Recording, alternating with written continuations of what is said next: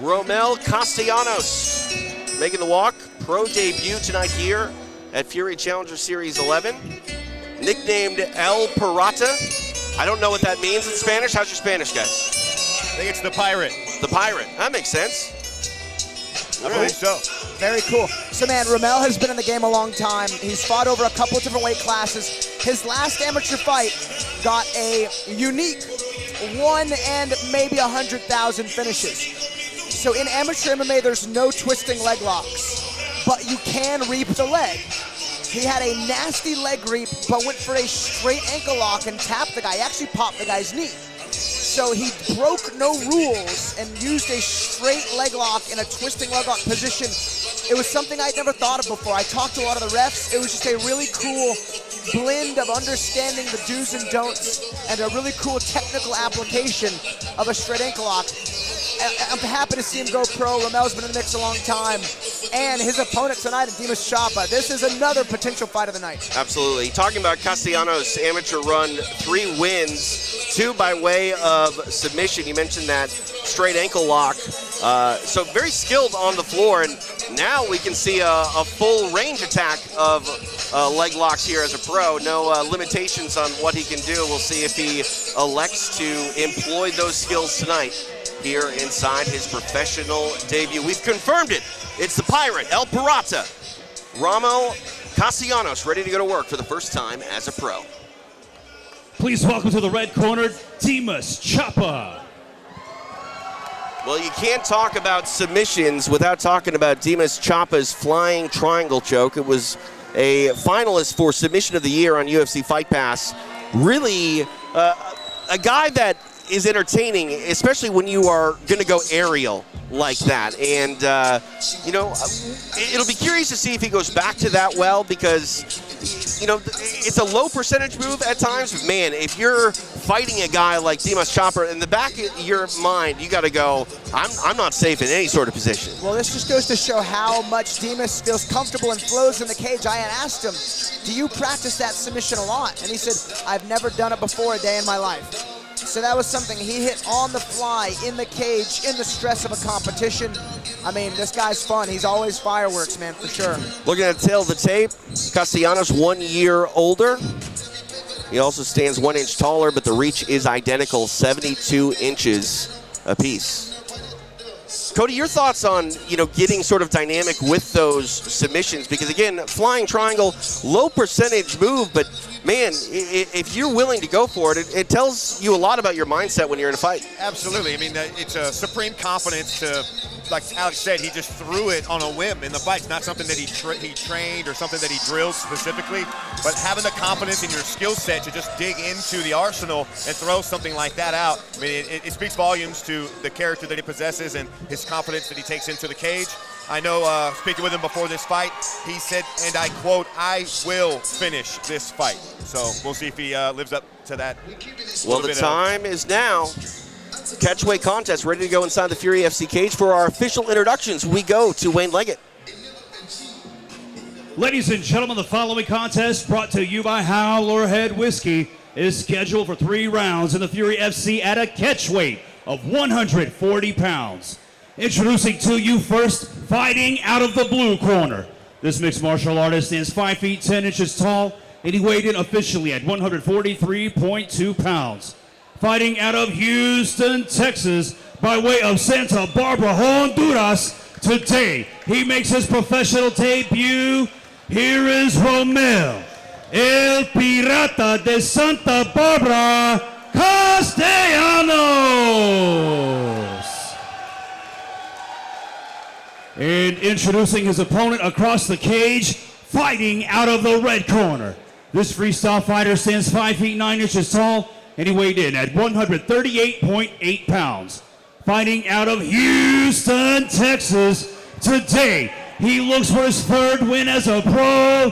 Here is the chef, Dimas Chapas. Your referee in charge of the action, Professor Joe Solis. Joe Solis getting this assignment, catchweight contest inside the Fury FC cage. It is the chef, Dimas Chapas, taking on El Pirata, Romell Castellanos. TJ DeSantis, Alex Morona, Cody Owens, appreciate you joining us here live tonight. We are in Houston for Fury Challenger Series 11. Yeah, had a hot start to the card already. The flyweights coming out, setting the tone in our first fight. See if these fellas can keep that energy going.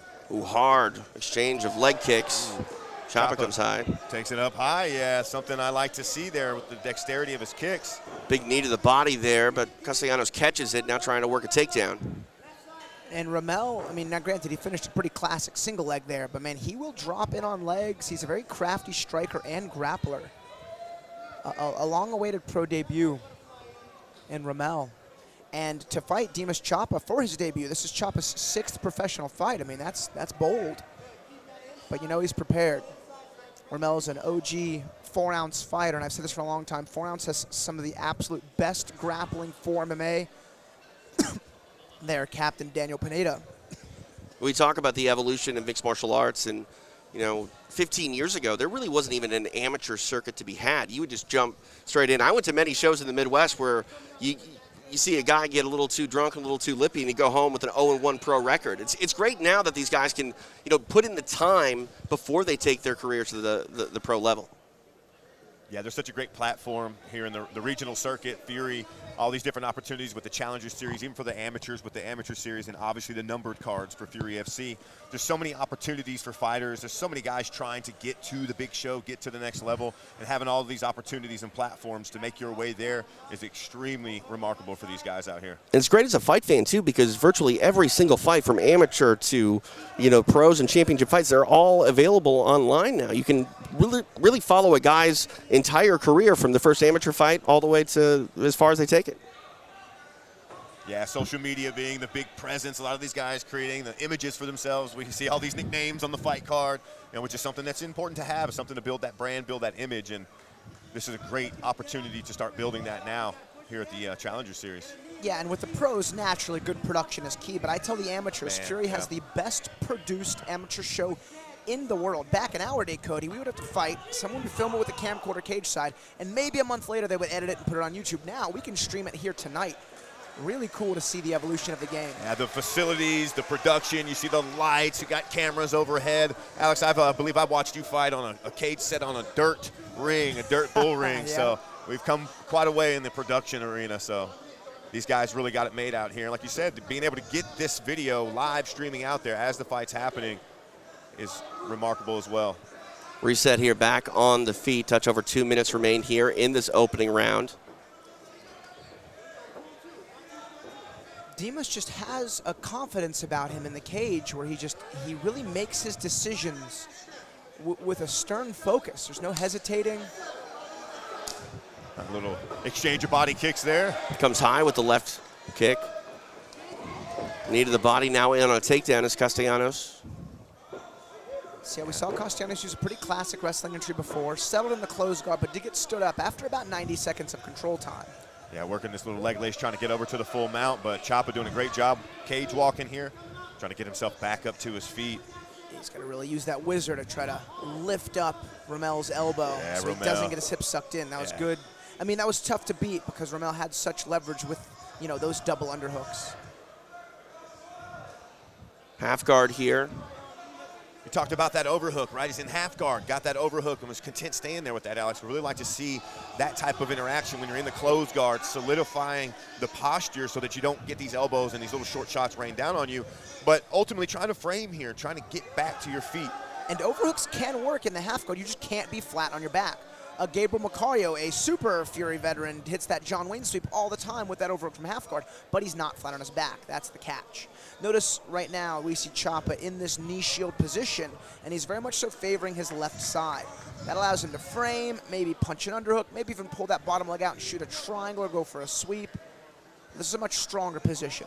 Chapa very, comfortable on his back, and almost that can be a disservice at times because he's so comfortable there that, he can survive, but unfortunately things can get away from you in terms of, time and stopping the action here. I'm not exactly sure what. So I think he may have been grounded, and, and he may have thought about throwing a knee. Maybe Chapa grabbed the cage. I actually didn't see either, but. It looked like an unintentional illegal strike there, yeah. Says Joe's telling him he was grounded, so I do believe potential knee being thrown there. But it looked like Romell was thinking about it, maybe initiated, but didn't quite make super contact. Chapa looks fine. Right. How do you guys feel about knees on the floor to the head? I think it's fine. I mean, you look at I all agree. the Asian promotions, and there's never anything too catastrophic. UFC had knees on the head until 2001 when the unified rules went in. So I think it's time to take a look at the rule, and because we have ambiguity in moments like that where we don't necessarily know what happened. Now we're getting some action. Nice uppercut there by Chapa. Oh, man, these guys finished the round strong. And, yeah, going back to what you were talking about, TJ, you know, take a look at the Asian fight scene. There's been no catastrophic, like, neck breaks or knockouts. I mean, it's no more dangerous than anything else. I mean, how is a knee on the floor more dangerous than a knee in an Anderson Silva plum? Right, exactly. I mean, you can throw your shin against someone's face, but you can't knee. You know? So I agree. I think that's something that potentially in the future should be looked into. You talked about that wrestling position where people are kind of in that failed shot position. Right. Kind of guys will hang out there for a little while. That eliminates that safety position. So I'm a big advocate of trying to introduce those in. Nice head kick there by Chapa on the replay. Goes to the body with it. Yeah, we had Romell in on some takedowns. I would say Chapa had a slight edge in striking with the kicks. But again, that's not the easiest round to call, because Romell definitely had the more notable ground attacks. It's one of those situations where Castellanos had more ground control the fight in you know, that circumstance. But I think Chapa was the one who landed more volume on the feet and more significant shots. But you never know how the judges will see it. Round one is history. Round two underway. TJ DeSantis, Cody Owens, along with Alex Morono. Appreciate you joining us here live. We are in Houston for Fury Challenger Series 11. Chapa trying to work that same game plan. Lots of feints and fakes here on the feet, trying to get that striking going. Curious to see when he's going to throw that high kick once more. He's been thrown it a few times here. Grazed with one of them. Could that be our fight finishing blow? We shall see here. Yeah, and Chapa's interesting. If he notices a level change, he'll throw jump knees. I mean, he'll go for high-risk attacks as Romell throws a nice little spinning back fist there. Good framework there from Chapa. You can see the comfort disparity here on the feet. Chapa very comfortable exchanging here at range, and Castellanos a little bit jerky. Throws a nice overhand, but he wants to get his fight in close. Spinning back fist attempt there. Yeah, and I've watched Romell piece guys up in a lot of amateur fights. I mean, Romell's a great striker. But it does look like that comfortability difference. It's almost like knowing one's body and knowing one's range. And Chapa just really exudes that energy. If he misses, he doesn't miss big. He knows when to throw. He knows when to put some power on his shots. He's forcing Romell to wrestle successfully. Take down there for Castellanos, yeah. Moving around to the backside now. Top half here for Castellanos, throwing some elbows. 3.5 minutes remain here in round number two. Lots of groundwork in our first couple fights here, particularly here in this fight. Not so many elbows being thrown. You see, we call a couple there, but thinking about it now, not a whole lot being thrown. Obviously, that's where cuts can happen, and it's really the fight-changing thing. Could be blood getting involved. But here in the pro, like we talk about, full pro card, elbows, all strikes, all submissions, everything fully legal here. You know, guys go pro and they're like, I can finally elbow him. Like, if you don't practice it in the gym, you're not going to land him in the cage. Almost to his feet here is Chapa. Now he's up. Castellanos disengages, now back at space. Oh, man, yeah, wasted literally 0 seconds setting up his next shot. Yeah, I can't help but think, what if he could have thrown a knee there, you know? Right. Now, for our previous tone, yeah, that changes the fight there. Halfway point of the round, halfway point of the fight.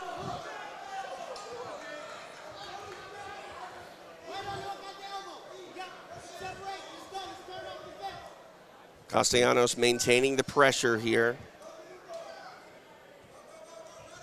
Adamant about this takedown. He's been successful thus far on a handful of them, looking to work his way now as Chapa hits that switch, trying to work his way out, but Castellanos hip to it. Yeah, no surprise techniques for Castellanos on the ground. He's got a bunch of crafty wizard grapplers at 4 ounce. See him going in for a guillotine. Yeah, working for that chin strap. Kind of turns into a little.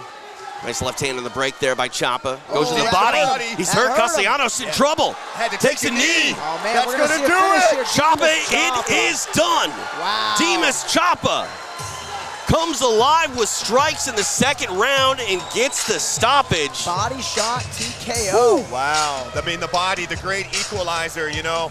He hit him in that diaphragm area, solar plexus area. You visibly saw on his face the reaction to it. That delay, had to take a knee. His body just shut down on him. Chapa able to get in and get the job done, get the finish. So for the fight fans, Chapa now as a pro is 3-0. He has a win by Superman punch, a win by flying triangle, and now a third win by a body shot TKO against a super game experience debutant in Romell Castellanos. They call him the chef, and he cooks up some pretty amazing finishes, and he did right there. Body shot led to the stoppage. Man, you know, and that's another thing, Cody. You can be the toughest guy in the world, but when you get hit there and your body fails you, it doesn't matter how tough you are. I like to tell fighters all the time, you can condition a lot of things, but you cannot condition your organs. Right. You can't go in there and harden them or callous them in any which way. And when people find that button, everyone's got that button, whether it be on your chin or your body, your liver, your diaphragm. You can see very visibly there, it took everything out of him. He had to take a knee there. And the bad thing about that is you're aware. You can see everything coming at you. You know it's all happening, right. But you just can't react to it. Some action here. There was the separation, left hand. And then Chapa goes the right hand to the body, and immediately Castellanos reacts. And you see here, he has no choice but to just cover up. That'll do it. What a fight. What a finish. The chef, Dimas Chapa, getting it done tonight in Houston. Let's make it official. Ladies and gentlemen, the end comes. 3 minutes, 24 seconds into round number 2. Declaring your winner by TKO, the chef, Dimas Chapa. The chef cooks up a victory here in Houston. TKO stoppage. We'll speak with All right, Alex. guys, I'm here with Dimas Chapa. For those who don't know, most of us do.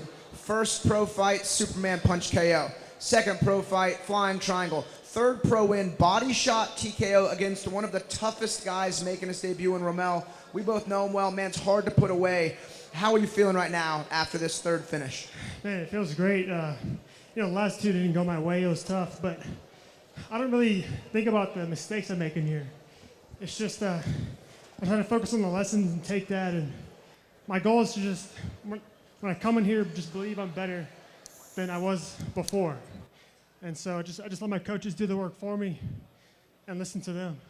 Yeah, you have such a confidence in like your body awareness. You throw at the right times. You throw hard. 3-3 in a stacked division. Your losses against vets, tough fights. You know, coming off a big one. What can we expect next from you here in this Fury cage? Yeah, this is good momentum. I'm ready to get back in there, and you know, who knows? There's a lot of options, so we'll see. Nice. The chef, Dimas Chapa, cannot wait to see you fight again.